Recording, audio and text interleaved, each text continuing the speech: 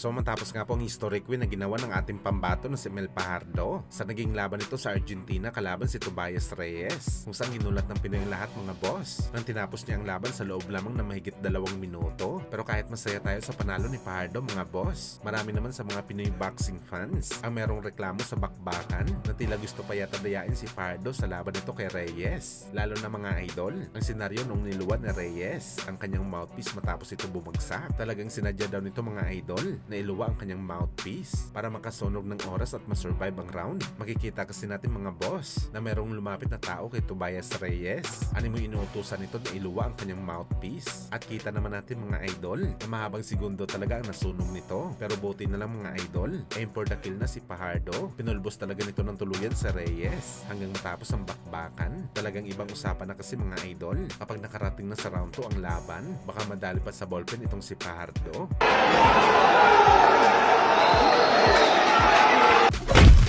Samantala matapos nga po manalo si Conor Ben sa laban nito kay Regis Prograis, opisyal na po mga idol, dineklara na isang free agent na si Conor Ben at tapos ng kontrata nito sa Sopa Boxing, kung saan one fight contract lang pala ito mga idol na meron itong purse money na $15 million.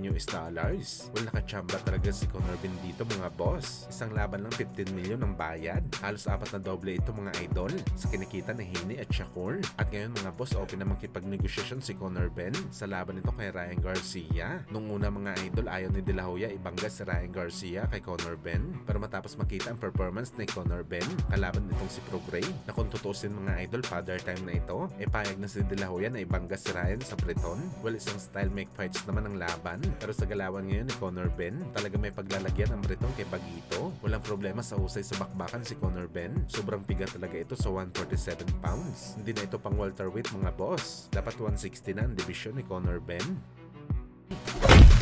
Samantala matapos nga po mapabalita mga idol na meron pa daw utang si Floyd sa IRS matapos hindi ito makapagbayad ng tax sa loob ng halos 5 taon, kung saan $7.3 million ang eksaktong bukol nito sa tax. At dahil hindi ito nakapagbayad, meron pa ito interest mga boss. Ibig sabihin nito magbabayad pa ng extra si Floyd sa kanyang utang. At dahil dito mga boss, ayon sa mga boxing experts, posible daw mag-advance payment ulit si Floyd sa promoter para sa laban nito kay Manny Pacquiao, at babali daw ito hanggang 50% para makapagbayad ito ng utang sa tax. Bagamat ang hindi natin alam mga boss kung makakabali pa ba si Floyd sa laban nito kay Boss Manny, dahil sinabi nito na exhibition fight lang daw ang laban nila. Pwede naman siguro mga idol, basta meron lang assurance si Pacman na matutuloy ang laban nito kay Floyd.